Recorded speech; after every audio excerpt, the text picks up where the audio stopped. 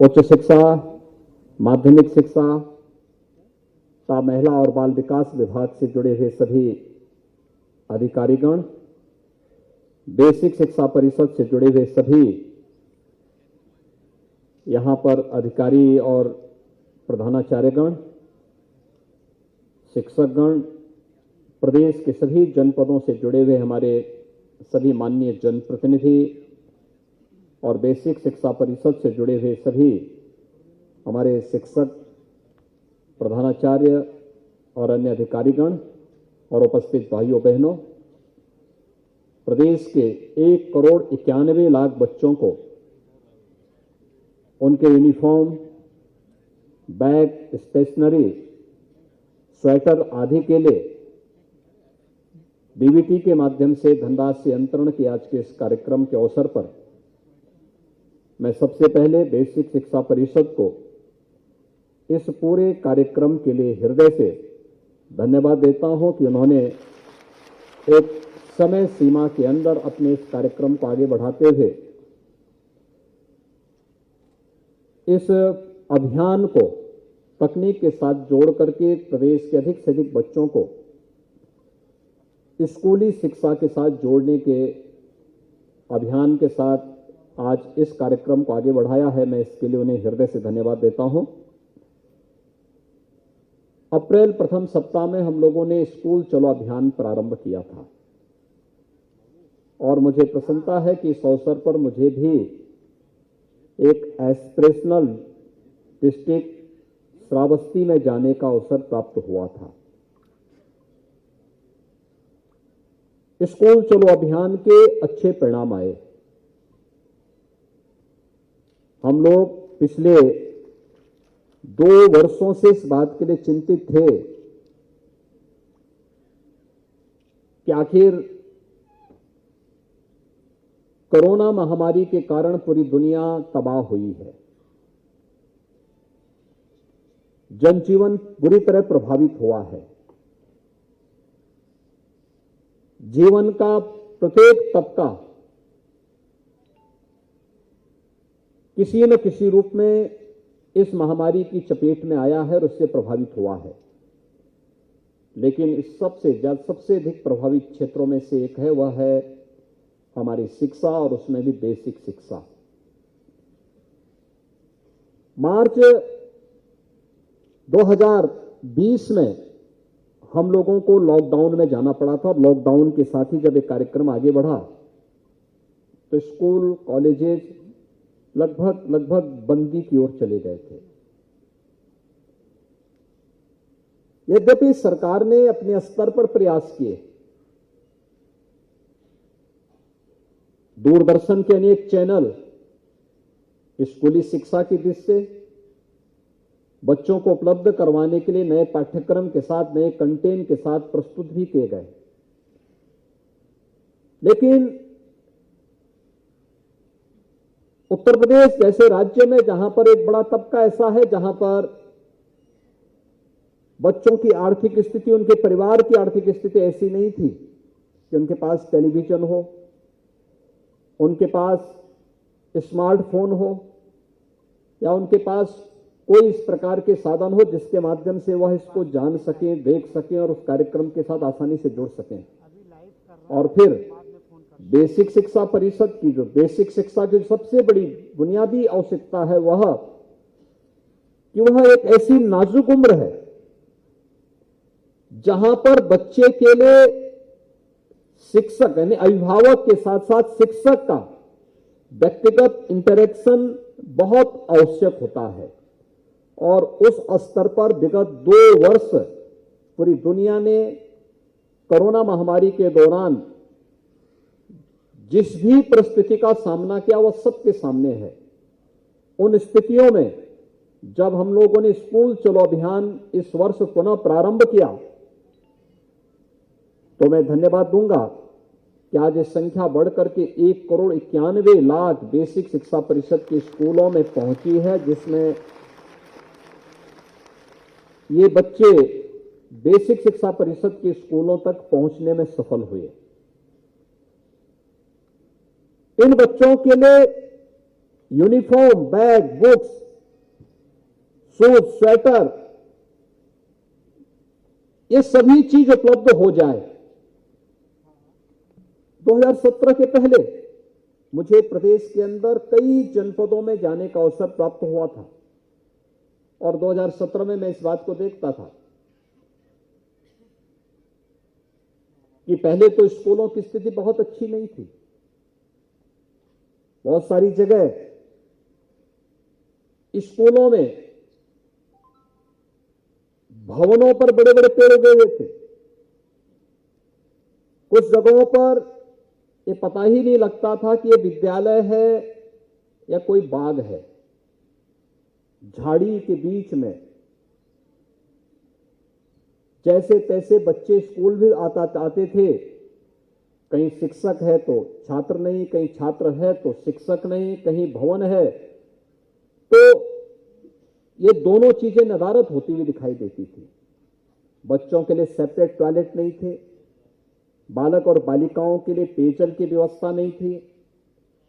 और उस समय हम लोगों ने एक अभियान चलाया था, जिस प्रदेश में 2017 तक पहुंचते पहुंचते बच्चों की स्थिति यह थी कि स्कूल जाएं, गांव का एक सामान्य गरीब से गरीब व्यक्ति भी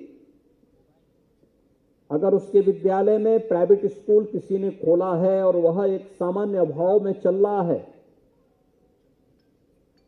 तो गांव का वह व्यक्ति उस प्राइवेट स्कूल में बच्चों को भेजना उचित समझता था। उसको वह विश्वसनीय लगता था, बशर्ते बेसिक शिक्षा परिषद के स्कूल में भेजने की बजाय। लेकिन पिछले 5 वर्षों में आपने मेहनत किया, बेसिक शिक्षा परिषद को विश्वास का प्रतीक बनाया। 1,34,000 1,34,00,000 तक पहुंची हुई संख्या को आज आप लोगों ने 1,91,00,000 तक पहुंचाया है। यह आपकी एक उपलब्धि है।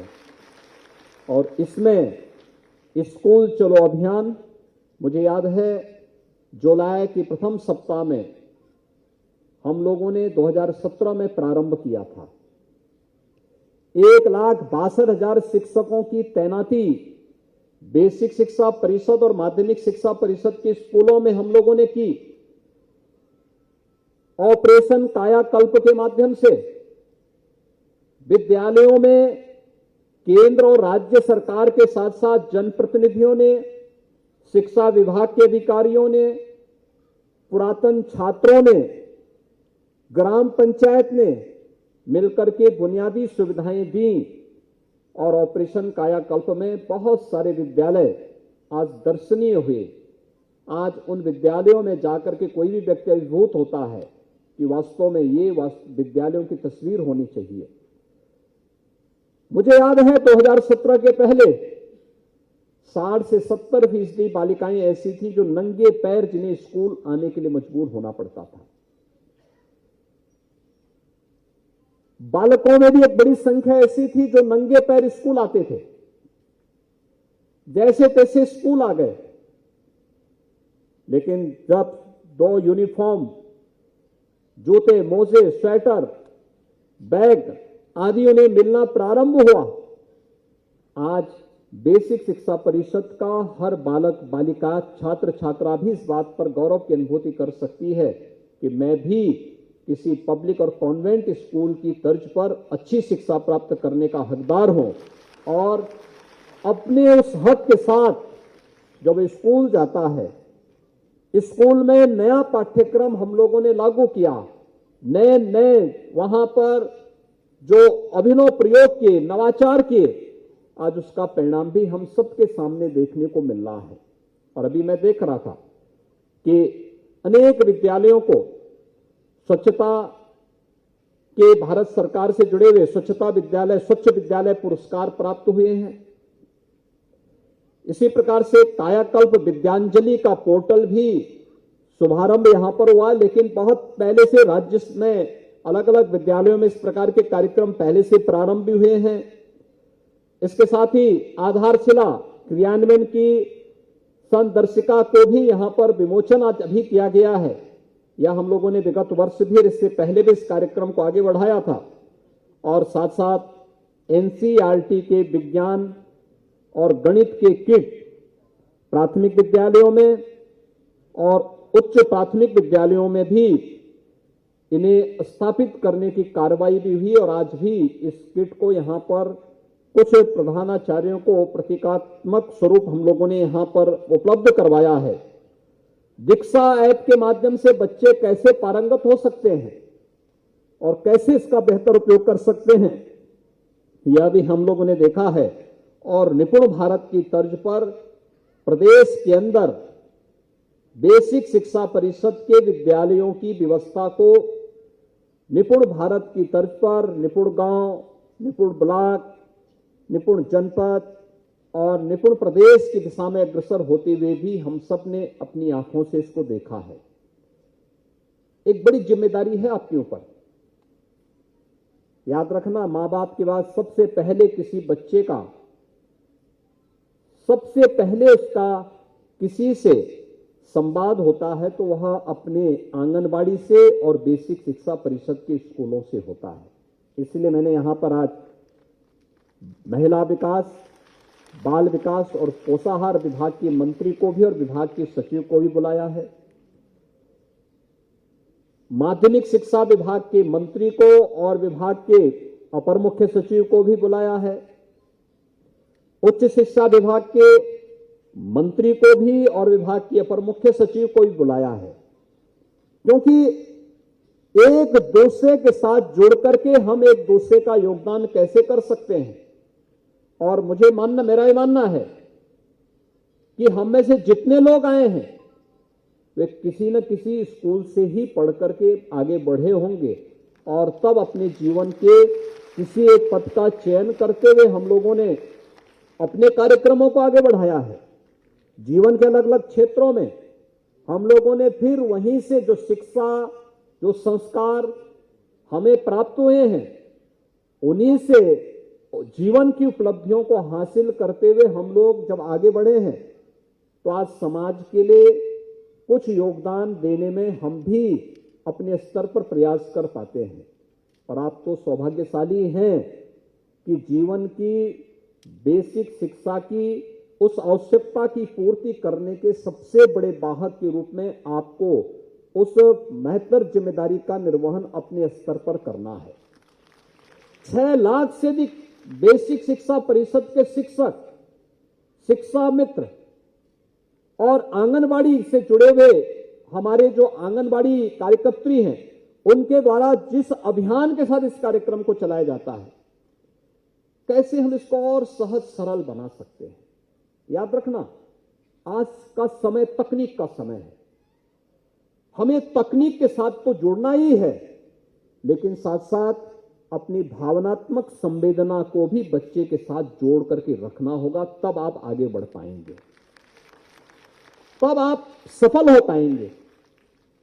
हमें तकनीक से परहेज नहीं करना है, कतई नहीं परहेज करना है, क्योंकि तकनीक उस बच्चे को आगे बढ़ने के लिए प्रेरित करेगी और ये तकनीक उस बच्चे को सोचने के लिए, आगे बढ़ने के साथ साथ कहां पर क्या हो रहा है देश और दुनिया को जानने का एक अवसर भी उसके सामने प्रस्तुत करेगी, उस बच्चे को आगे बढ़ने का एक रास्ता प्रशस्त करेगी।